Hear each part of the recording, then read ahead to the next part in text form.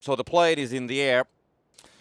And some of the teams, yeah, they're playing on the G-Loot qualifiers, and I noticed that there was a question for Murder Max, for example, that why nobody's covering the G-Loot qualifiers. I don't know if they are actually open for coverage or casting. I think that they're actually like closed on that side of things. At least I haven't seen anything regarding it that nobody has been asking that would there be somebody covering them. So I don't think that we're gonna see coverage from the G-Loot before the actual broadcast stages are gonna be starting, and the same applies also for the PCS6 as well, for the open qualifiers most probably. Of course, that is not fact information, but that's what I have understood, that they are not open for broadcasting, so that might be the reason. But anyways, let's focus on this game. Let's worry about those later. We have Digital Athletics going for the southern side of the Sosnovka Island. Ghetto Gang is going to take the Sosnovka military base. Mutiny will go for the Novorepnoya. Pink Pony towards Multa. We have Dignitas here on the farm area. Navi on the, on the Tornado Energy places. X-Flow will take the ferry pier. And then we have Liquid, of course, for Pochinki.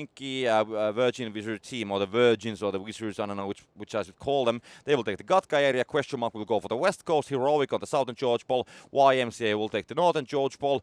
After all, we'll go for Zaki, as always. Haiku on the north side of Roshok. And then we have BBL, most probably going for the Roshok area. Toxic players, they seem to be playing the Mercurials.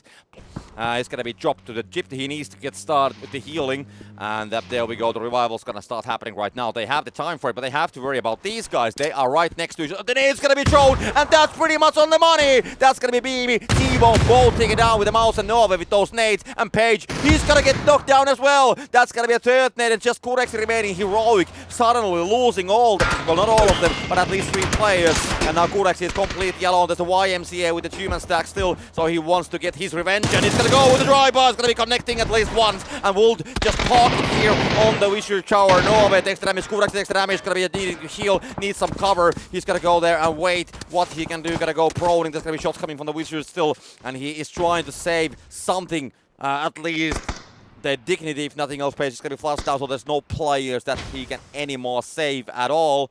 So he's completely alone here. There we can see the information coming, and Kibo's not going to be taking Yoges down immediately. He's not going to be allowing them to pass the information. Utility's going to come here, and he needs to heal. He's going to be connecting, and that's going to be end of Heroic. He's going to be taken down with the molly from Norway. So YMCA in the end will take down Heroic. Circle's going to be closing pretty soon. Dickens and the vehicle. So they need to build something. I mean, Toxic players, they're definitely going for it. BBL, they are inside. Leios needs to get inside as well. So BBL, they definitely have a better chance of winning this battle, and that nade could be a very close fight, just a little bit more on the side. But that's the second one's going to be connecting. Leios takes the damage, going to be forced to move towards the blue zone a little bit as well. After more and more utility damage, and we can see that the 5-4-1-7 right next to the Wizard Tower will be there. That's a good nade, actually. Leios takes only 6 HP of damage, but there's going to be more.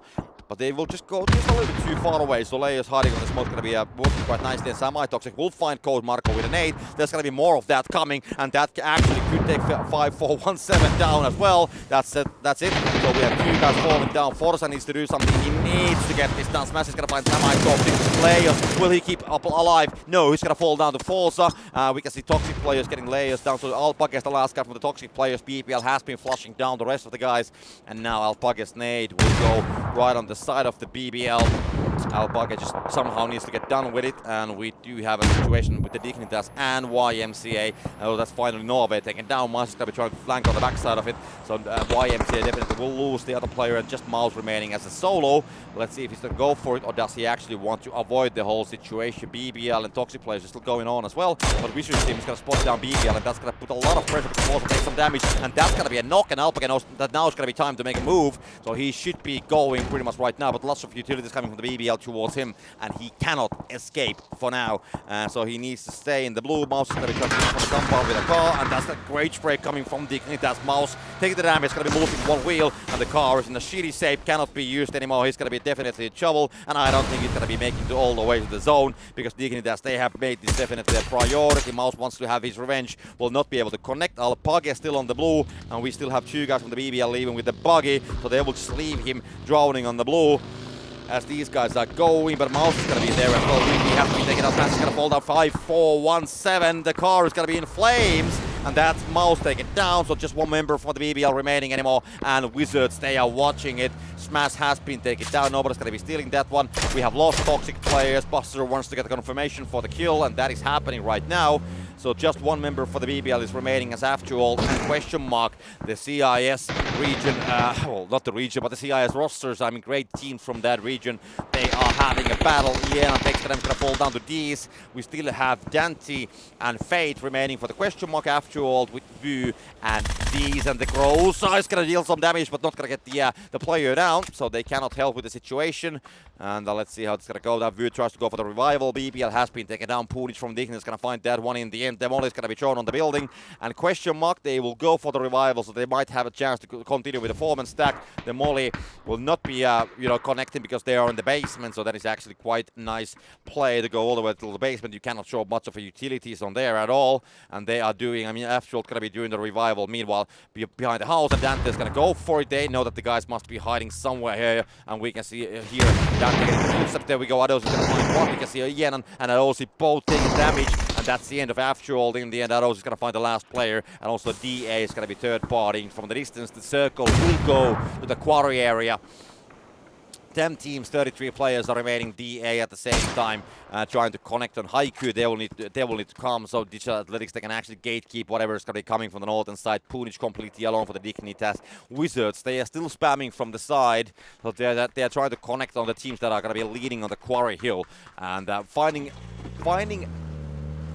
anything actually from the northern side is going to be very complicated because it's a very high hill and you really can't go around it. The whole northern side is going to be completely covered. So Wizards, we can see Mutiny actually going right next to Cynic. There we have the damage coming already from the X-Flow, and we can see Wizards also coming as well. So Cynic's going to be trying to crash your head, so coming, and it's going to fall down the wall. There we have more and more people coming for the Jack Run, or at least to defend this place.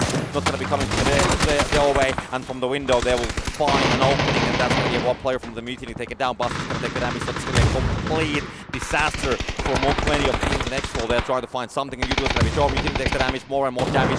Buster has been knocked down. Uber is going to be inside only, and there we have Halomar shooting from the distance, then falling down to Tarkus as well. So X-Flow, they're definitely dealing the damage. So we have Tarkus with 4 kills. He did manage to destroy the whole Na'Vi team, and now he's going to continue with the damage towards the other teams as well. So yeah, it's a very Punich because the Ghetto Gang crashing from the southern side. They're going to be leading on the hill. Nade's going to be thrown from the vehicle towards the... Oh my god, it actually went in! What is that nade? From the moving car, they're gonna throw it on the window of a Wizard Tower. That's one of the best nades I have ever seen. And now X-Flow, they need to defend Ghetto Gang. They're gonna be coming because if he's in again, the damage, April's gonna be coming. Blazer's gonna fall down. April gets one.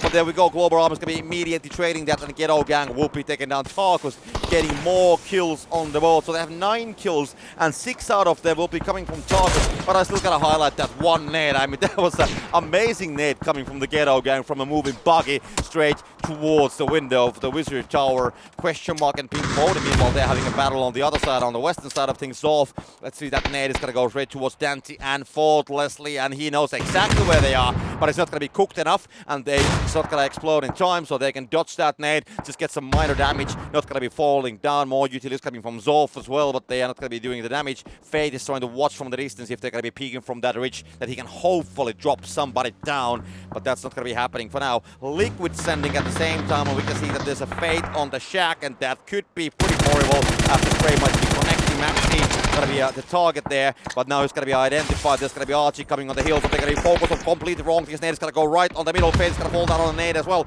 inside of the Shack, but now Archie, he has a chance to spot down the Liquid players from the top side angle, but at least Liquid, they will still make all the 3 guys alive here. And Archie, let's see, he's going to be just holding the hill. He's going to be very careful. Doesn't now he's going to spot down Keith, and that's one knock happening. And there we go. Svetlana's going to be trying to come for the from the trade. Archie holding that angle. Svetlana, let's see that utility where it's going to be trying to go to all locations. So Archie makes the right call to actually change the place because he Haiku and DA battling on the northern side. As Archie just waiting what's going to happen here. Liquid's going to be still saving Jeemzz. And now it's going to be Pink Pony also battling with the question mark Virgin, which they can finally down. And yeah, just Archie and Zolf remaining. Fade is going to be taken down. So now Dante and Fordless remaining for the question mark. And Haiku is still having one of those warehouses, and Dante is just having his own battle with Zolf, and now he's gonna spot him down the cross. Should do the damage, and will do the damage. Will he find the final shot as well? Yes, he will. Zolf falls down, so just down to Archie.